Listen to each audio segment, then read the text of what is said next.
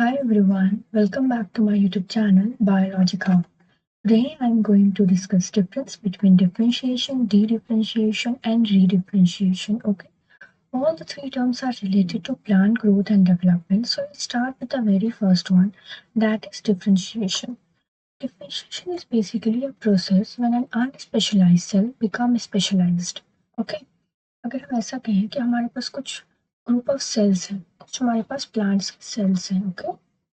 अब ये जो सेल्स हैं वो आगे जाके जब डिफरेंशिएट होते हैं ना, तो कुछ सेल्स जो है रूट एपिकल मेरिस्टेम्स के सेल्स बन जाएंगे, जो है शूट एपिकल मेरिस्टेम्स के सेल्स बन जाएंगे, और कुछ जो है वो फ्लोरल मेरिस्टेम्स के सेल्स बन जाएंगे। तो जब हमारे रूट एपिकल मेरिस्टेम्स के सेल्स है वो आगे जाके क्या बनाएंगे, रूट। उसी तरीके से जो हमारे शूट एपिकल मेरिस्टेम्स के सेल्स है वो आगे जाके बनाएंगे शूट। जो फ्लोरल मेरिस्टेम्स के सेल्स है वो आगे जाकर बनाएंगे फ्लावर। तो यहाँ पे जो इनिशियल स्टेज के सेल्स थे अनस्पेशलाइज्ड थे, और यहाँ के जो सेल्स हैं वो स्पेशलाइज्ड हो गए। तो जब अनस्पेशलाइज्ड सेल जब स्पेशलाइज्ड होता है तो उसी प्रोसेस को हम कहते हैं डिफरेंशिएशन। मीन्स अब उन्हें पता चल गया कि इन्हें क्या बनाना है। अगर हम एक सिंपल एनालॉजी से इसे समझें तो क्लास 10 तक हम लोग सब कैसे थे, अनस्पेशलाइज्ड थे, या फिर इनिशियल स्टेज तक मतलब इनिशियल क्लासेस में हम अनस्पेशलाइज्ड थे, हमें नहीं पता था हम आगे जाकर क्या बनेंगे। बट जैसे ही क्लास 11th आता है हम अपने इंटरेस्ट के हिसाब से अपना फील्ड चूज कर लेते हैं। फॉर एग्जाम्पल जिसे साइंस में इंटरेस्ट है वो साइंस के फील्ड में जाएंगे, और जो साइंस के फील्ड में जाएंगे वो आगे जाके साइंस के फील्ड में ही या तो मेडिकल के लाइन में चले गए या तो इंजीनियरिंग के लाइन में चले जाएंगे। अब उसी तरीके से जो कॉमर्स लिए होंगे वो कॉमर्स के फील्ड में जाएंगे, जो आर्ट्स लेंगे वो आर्ट्स के फील्ड में जाएंगे। सो क्लास 10 तक कैसे थे, अनस्पेशलाइज्ड, और क्लास 11th में कैसे हो गए, स्पेशलाइज्ड। मीन्स अब उन्हें पता चल गया कि वो आगे जाकर क्या बनाएंगे या क्या बनेंगे। सो उसी प्रोसेस को हम डिफरेंशिएशन कहते हैं। In plant differentiation is a process by which cell in a developing plant become specialised. वो कैसे हो जाएंगे, स्पेशलाइज्ड हो जाएंगे to perform specific functions. Okay, this occurs as a plant grows from a single zygote into a complex organisms with various tissues and organs. For example initial stage में जब zygote होता है तो जाइगोट को नहीं पता रहता है कि उसके कौन से सेल्स उसके उसे कैसे एक पूरे ऑर्गेनिजम्स में बना देंगे। सो जाइगोट में क्या होता है, डिफरेंशिएशन। जब जाइगोट के सेल्स में डिफरेंशिएशन होगा तभी एक होल ऑर्गेनिजम्स और पूरे ऑर्गेनिजम्स का फॉर्मेशन होता है, और ये प्रोसेस किस प्रोसेस से होता है, डिफरेंशिएशन से। जो सेकेंड है हमारे पास that is dedifferentiation, is just opposite to the differentiation.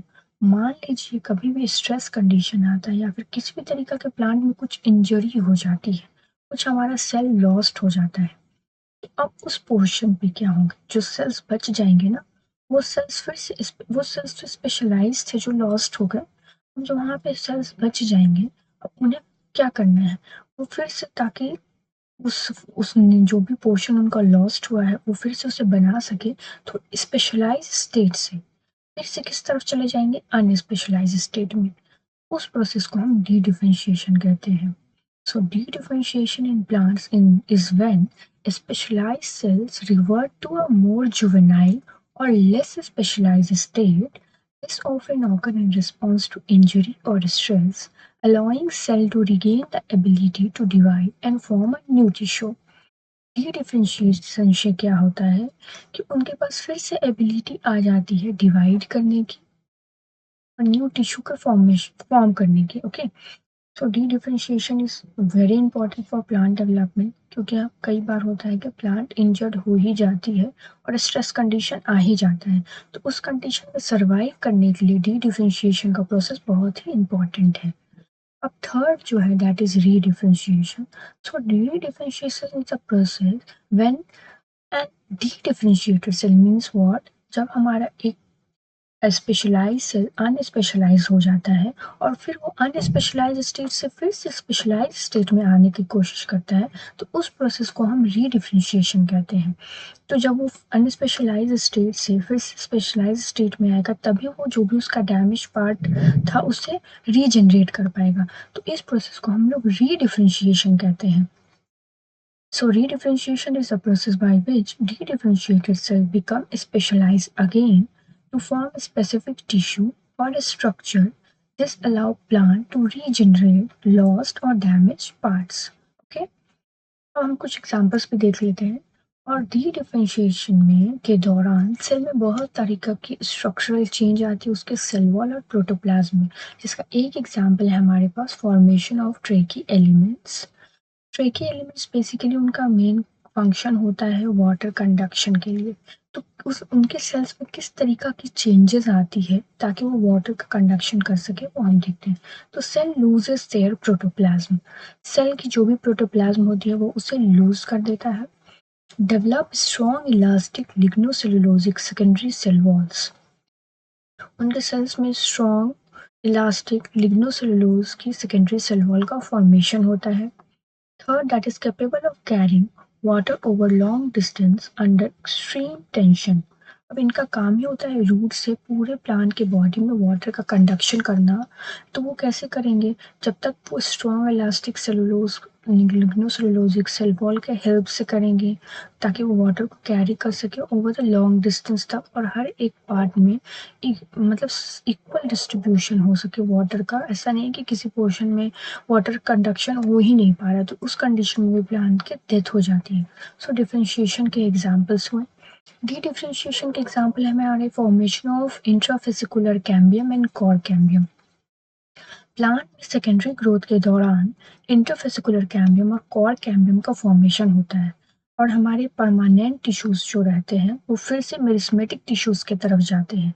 Permanent tissue वैसे होते हैं जिनमें डिवीजन रुक जाता है और वो किसी ऑर्गन का फॉर्मेशन में आगे जाकर पार्टिसिपेट करते हैं।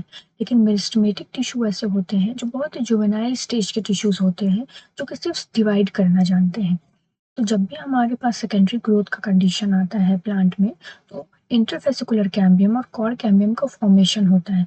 इसके लिए हमारे जो कुछ स्पेशलाइज सेल है वो फिर से अनस्पेशलाइज कंडीशन में चले जाते हैं ताकि वो डिवाइड करके इंटरफेसिकुलर कैम्बियम और कोर कैम्बियम का फॉर्मेशन कर सके। थर्ड हो गया रीडिफरेंशिएशन, उसका एग्जांपल है formation of secondary cortex, secondary xylem, secondary phloem and cork. ये सारे एग्जांपल्स हो गए हमारे differentiation, dedifferentiation and redifferentiation के। आई होप कि यहाँ तक आपको इन तीनों में बेसिक डिफरेंस समझ में आ गया हो, जिससे कि जब हमारा कोई अनस्पेशलाइज्ड सेल स्पेशलाइज्ड हो जाता है तो उसे हम डिफरेंशिएशन कहते हैं। किसी भी स्ट्रेस या किसी भी इंजर्ड कंडीशन में जब फिर से हमारे स्पेशलाइज सेल अनस्पेशलाइज स्टेट में चला जाता है ताकि वो डिवाइड कर सके, उस कंडीशन को हम डी डिफरेंशिएशन कहते हैं। और थर्ड वन, जब दैट इज री डिफरेंशिएशन, जब हमारा एक स्पेशलाइज सेल अनस्पेशलाइज कंडीशन में गया और उसे अब फिर से स्पेशलाइज्ड बनना है ताकि वो जो भी उसका लॉस्ट हो गया पार्ट उसे रीजेनरेट कर सके, तो उसका प्रोसेस को हम री डिफरेंशिएशन कहते हैं। आई होप ये वीडियो आपको अच्छा लगा हो। अगर ये वीडियो आपको अच्छा लगा है तो आप प्लीज़ मेरे चैनल को सब्सक्राइब करें और इस वीडियो को लाइक एंड शेयर करें। Thank you so much.